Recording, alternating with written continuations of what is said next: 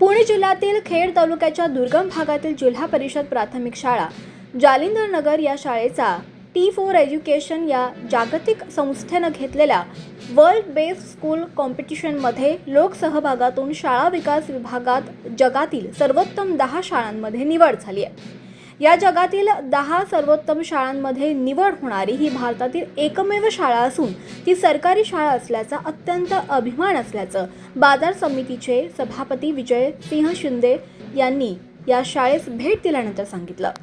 नमस्कार। आज आपण खरं तर खेड तालुक्यातील म्हणावं लागेल, परंतु खेड तालुक्याची सीमा ज्या शाळेने केव्हाच पार केली आहे ती खेड तालुक्याच्या पूर्व भागातली जालिंदर नगर जिल्हा परिषद शाळा। आणि तुम्ही बघताय मागच्या बाजूला की जिल्हा परिषद शाळा जालिंदर नगर कनेरसरची शाळा, इथं माझ्या शेजारी वारे गुरुजी आहेत की या शाळेचे खऱ्या अर्थानं किमयागार आहेत की एखादा हिरा कसा असतो आणि जगाच्या पाठीवरती हिरा हा हिराच असतो, याचं उत्तम उदाहरण खरं तर वारे गुरुजींच्या रूपाने आज आपण बघतोय की माझ्या हातामध्ये जे सर्टिफिकेट आहे की भारतामधल्या जगामधल्या टॉप 10 शाळा आहेत आणि जगामधल्या टॉप 10 शाळेमध्ये भारतातली एकमेव असलेली लोकसहभागातील शाळा म्हणून या जालिंदर नगर शाळेचा खरं तर प्रथम क्रमांक त्या ठिकाणी आलाय। आणि या शाळेचं कौतुक करावं तेवढं थोडं आहे। आजचा क्षण खरं तर हा खेड तालुक्यासाठी नाही, पुणे जिल्ह्यासाठी नाही, महाराष्ट्रासाठी नाही, तर भारतासाठी ऐतिहासिक असा दिवस आहे। याचं कारण असं आहे की जगातल्या टॉप 10 शाळांमध्ये आपल्या छोट्याशा जालिंदरची शाळा भारतामध्ये 1 नंबरनं यावी ही सोपी गोष्ट नाही मित्रांनो।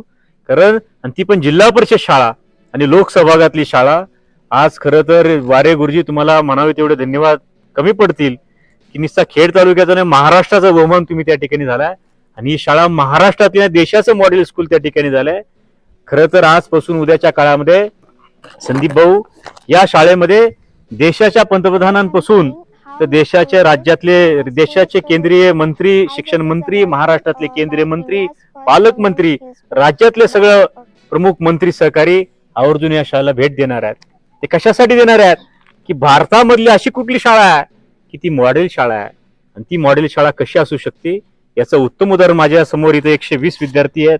या सगळ्या विद्यार्थ्यांची मगाशी आम्ही बघितलं, सगळी शाळा बघितल्यानंतर ह्या शाळेतील विद्यार्थ्यांना फ्रेंच पासून तर जर्मन लँग्वेज पासून तर मल्याळम पासून या सगळ्या लँग्वेज आज या 3री 4थी 5वीच्या मुलांना येतात।